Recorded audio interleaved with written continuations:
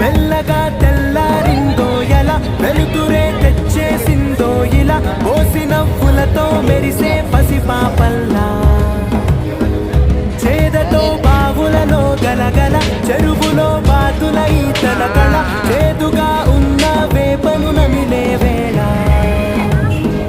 చుట్ట పొగ మంచుల్లో చుట్టాల పిలుపుల్లో